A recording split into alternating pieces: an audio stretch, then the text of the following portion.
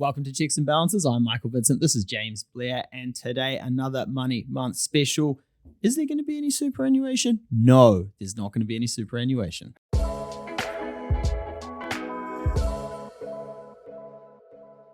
mean, Mike, I hate to explain to you how podcasts work.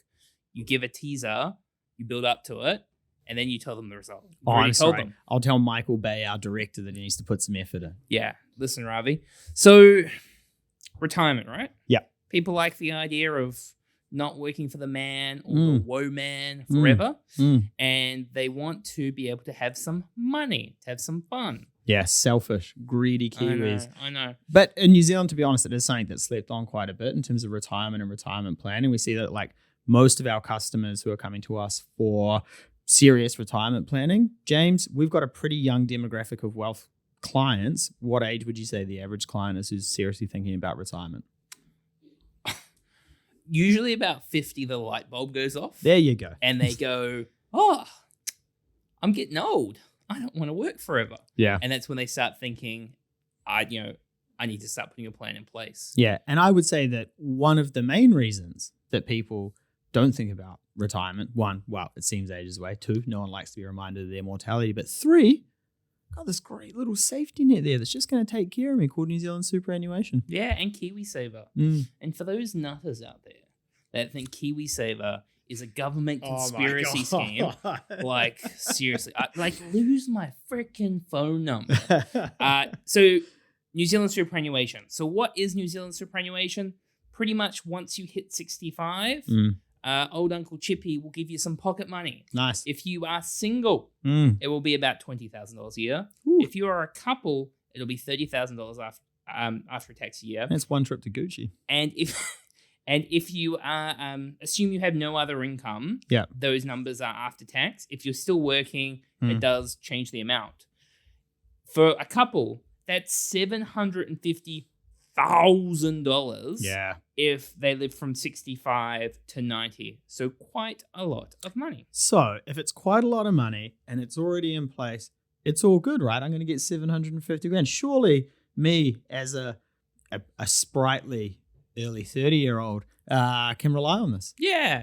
I mean, there is a very interesting thing happening, not just in New Zealand, around the world, though, on the government superannuation retirement age. We saw the protests in France. En français. Yeah, not that long ago. And the logic is not flawed. You work, you pay some taxes. That money you pay, a portion of it goes towards superannuation that is given to those that are retired. Yep. And then you retire, and then you go, I would like some money, please. Give me the same treatment. Yeah. And you would expect to receive money when you retire. Yeah. There is a problem, though, Mike. Well, We're not dying early enough.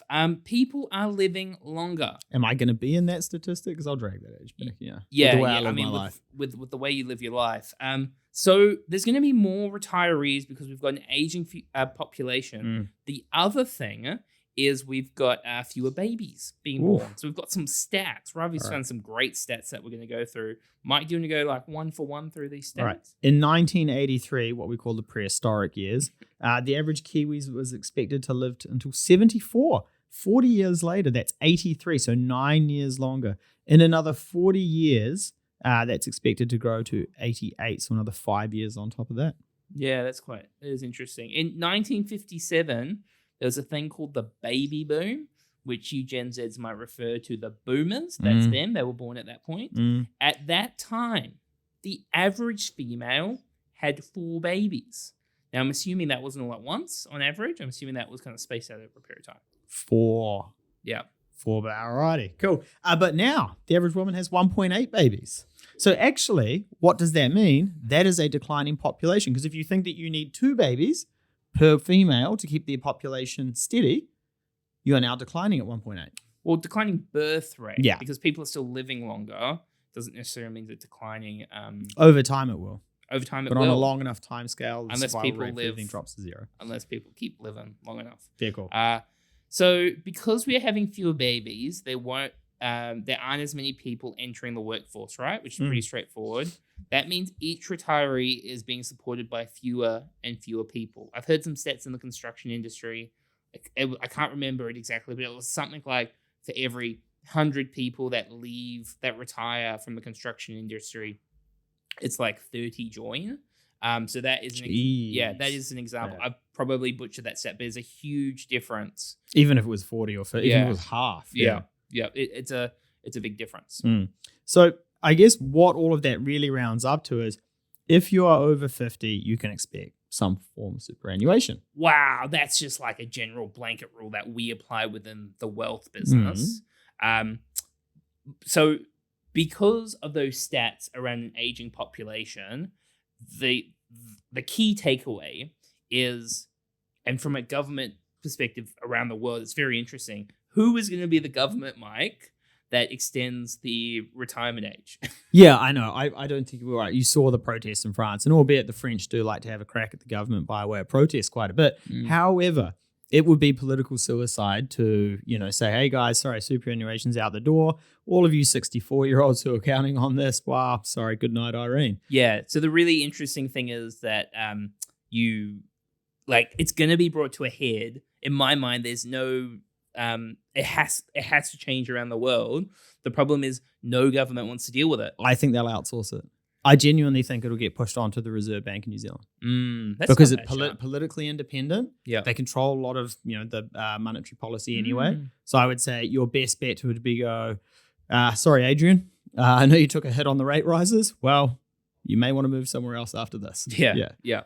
So that's quite an important point. So yeah, the bottom line is any financial plan we write, if you're under 50, we assume that you won't have New Zealand superannuation, which pretty much means that if you're a couple, you're at $750,000 short on your retirement, opposed to probably what your parents will receive. So the question is, Mike, what do you do about that?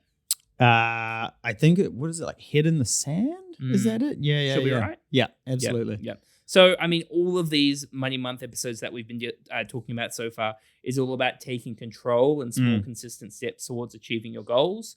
One of your goals, undoubtedly, will be around financial freedom at some point in your life.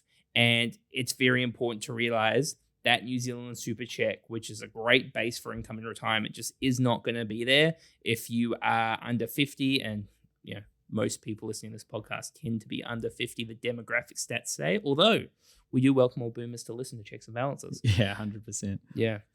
So this is a really important message around, probably a bit of a wake-up call for some that nobody's come to save you come retirement. You're on your own. Mike, before we wrap this one up, means testing. In Australia, Australian superannuation is means tested. It isn't means tested in New Zealand. What do you think about it, and do you think it'll happen in the future? I think it'll probably be the first way of phasing in some, be the first way of phasing out superannuation altogether. With anything that the government implements, it's death by 1,000 cuts. So I think that would probably be the first thing they would do, and then just start to slowly phase it out for people over time as it just becomes less and less affordable for the government. Yeah, and for those that think you won't need to deal with this, in Italy 5-10 years ago, they kind of halved their super amount overnight because they couldn't deal with the problem. Yeah.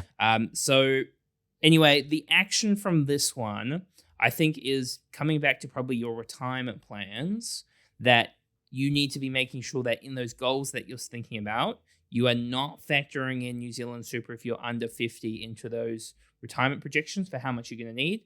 Make sure you adjust them if you haven't. Yep, 100%. Cool. All right. Thank you very much. Make sure to subscribe, give us a review, and we'll catch you tomorrow. Cheers.